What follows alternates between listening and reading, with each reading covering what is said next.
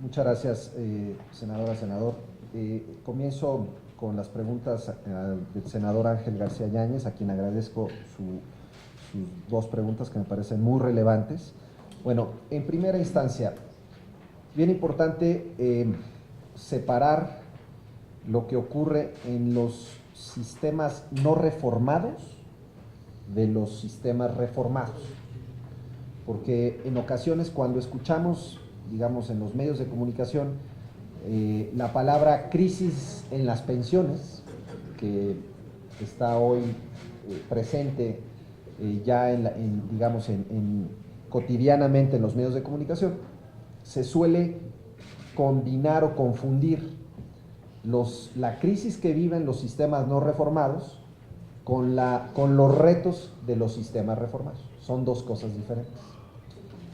Los sistemas no reformados, que son los de los estados, la mayor parte de los estados, con algunas honrosas excepciones, de los municipios, con muy pocas excepciones, y de las universidades prácticamente sin excepción, es que estos sistemas de pensiones operan con la lógica del pasado, que es los trabajadores en activo, sus aportaciones se utilizan para pagar las pensiones de los que se están retirando o de los que ya están retirados. Ese esquema, que son los esquemas de beneficio definido, son los esquemas pensionarios de reparto que se les conoce, son los que están hoy enfrentando una crisis simplemente por el mero efecto de la demografía. Cuando había muchos jóvenes y pocos adultos mayores era muy fácil, había mucho dinero y se pagaban pensiones muy generosas. ¿Qué pasó cuando se empezó a invertir la pirámide? Esas pensiones generosas se volvieron insostenibles. Y lo que ha ocurrido es, así estaba México antes del 95, con un sistema de afiliados al IMSS extraordinariamente generoso, pagando pensiones equivalentes al 70-80% del salario base de cotización, pero altamente subsidiados, pagados con impuestos de todos, no fondeados a través del ahorro individual de cada persona. Esos sistemas están en vías de desaparición en prácticamente todo el mundo. Obviamente algunos países se defienden más, menos, pero siempre con la lógica de que mantenerse como estaba esos sistemas es inviable. La demografía se los va a comer. Entonces, lo que yo le diría, senador, es, primero tenemos que reconocer el problema. Me parece que ha habido un cierto, no hay información, falta información. La información que existe actualmente sobre los sistemas de pensiones de los estados y de las universidades es prácticamente la Auditoría Superior de la Federación, es la única fuente que publicó hace algunos años un estudio. Hay algunos estudios por ahí, aquí o allá, pero no tenemos facultades nosotros en CONSAR para exigir la información a los estados y a las universidades. Entonces, un primer punto que yo pondría sobre la mesa es darle facultades a la CONSAR para hacer un trabajo, por lo menos de información estadística respecto a cuál es la situación que guardan.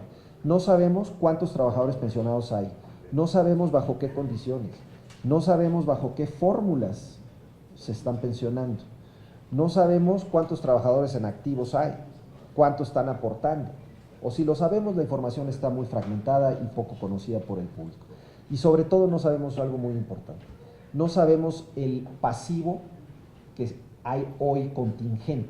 Un sistema de pensiones de beneficio definido tiene un pasivo contingente porque tiene una promesa de pagarle pensiones a sus trabajadores. Y eso cuesta dinero, vale. ¿Cuánto cuesta el pasivo laboral de las universidades públicas del país? Nadie lo sabe. ¿Cuánto cuesta el pasivo laboral de los estados de la República? Nadie lo sabe. En conjunto. O se han hecho algunas estimaciones, por ahí hay algunos libros que tratan de hacer una estimación, hay algún despacho actuarial en el país bastante conocido que hace ese trabajo y que ha puesto a disposición pública algunos datos, pero no tenemos información. Entonces, primer punto, información. Segundo, es inevitable plantearse que debemos de reformar estos sistemas. El camino para hacerlo naturalmente no es sencillo, tiene un costo, pero seguir posponiendo la decisión de la reforma a estos sistemas pues es seguir aplazando el momento en el que se va a volver una crisis pues ya simplemente de sobrevivencia. los estados del país, hay varios estados del país que hoy enfrentan una situación de sus finanzas públicas críticas, principalmente porque están pagando pensiones. No tienen para el gasto en infraestructura, no tienen para el gasto en salud o en seguridad pública o en combate a la pobreza, porque se lo están gastando en pensiones. Entonces, creo que se requiere una discusión mucho más franca de la problemática a la que están enfrentando estos sistemas no reformados y, por supuesto, me parece que la CONSAR podría, o la institución que esta honorable Congreso determinara, podría hacer un trabajo mucho más dedicado de buscar información y conocer la dimensión de la problemática. Eso por el lado de las universidades de los estados. Si debe de migrar estos sistemas a cuentas individuales o no, esa es una discusión que ni siquiera, senador, creo que sea el punto más importante, porque puede existir un sistema de beneficio definido que sea financiable, que sea financiable sostenidamente, es decir, que pueda enfrentar el cambio demográfico. ¿Pero qué requiere? Requiere edades de retiro altas, requiere montos de aportación altos, requiere un orden en la forma en cómo se pagan esas pensiones. Entonces no es discusión de si deben de migrar todos a cuentas individuales. Yo pensaría que sí, pero bueno, esa discusión podríamos dejar un poquito a segundo plano. Ahora lo que necesitamos es información y necesitamos enfrentar el problema. Su segunda pregunta respecto a los traspasos, en efecto, el sistema de pensiones lleva 21 años operando y a lo largo de toda su historia ha enfrentado una problemática central, que no ha sido resuelta, si bien ha sido paliada. Los ahorradores del sistema son poco sensibles a los factores importantes de su Afore. ¿A qué me refiero?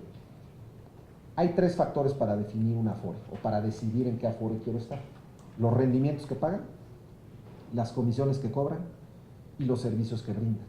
Las Afores son como cualquier producto del supermercado. Lo que estoy buscando es precio y calidad. Sin embargo, en la experiencia de México y de todo el mundo, no es un tema privativo de México, los seres humanos somos poco afectos a interesarnos por temas del retiro y las pensiones. Tenemos aversión, tenemos ciertos sesgos que nos impiden pensar en el futuro, pensamos que no es importante elegir una Afore versus otra, cuando sí lo es, y no nos fijamos mucho en las diferencias que hay entre ellas.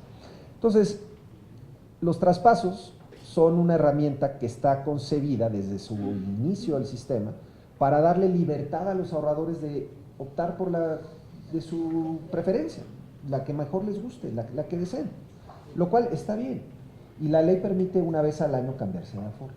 El problema, y que tal vez no ha sido totalmente reconocido, es que los traspasos por sí solos, si dejamos a los trabajadores a merced de los vendedores de las Afores, los van a cambiar legítimamente, tal vez, con la anuencia del propio trabajador, pero un trabajador que no le importa, o que no se fija, o que no conoce lo suficiente. No es un sistema sencillo, hay que reconocer, tiene complejidad el sistema. Y por tanto, ¿qué hicimos a lo largo de estos años? Básicamente 2 cosas. Una, asegurarnos de que no hubiera ningún tipo de trampas por parte de las Afores para convencer a los trabajadores. Es decir, que por lo menos la información fuera fidedigna y se le diera con oportunidad a los trabajadores. Y segundo, le pusimos huellas de auditoría a cada traspaso para cerciorarnos de que ningún traspaso no tuviera la anuencia del trabajador. ¿Qué resultados tuvimos? Cuando arrancamos la administración, 6 de 10 traspasos, 6 de 10 eran Afores de menores rendimientos. 4 años después, tenemos 4 de cada 10 traspasos que son Afores de menor rendimiento. Se dice fácil, esos 2 personas más representan 2 millones de traspasos que fueron a caer, digamos, en Afores de mejor rendimiento. ¿Qué debemos de hacer ahí? Yo le estoy entregando a mi sucesor, al doctor Abraham Vela, que será el nuevo titular de la Comisión Nacional en 10 días. Le estoy entregando información, documentación para seguir avanzando en resolver este problema de los traspasos. Creo que nosotros hicimos un esfuerzo importante, pero todavía hay mucho por hacer. Senadora Valencia, respondo rápidamente su pregunta. Muchas gracias, senador. Brechas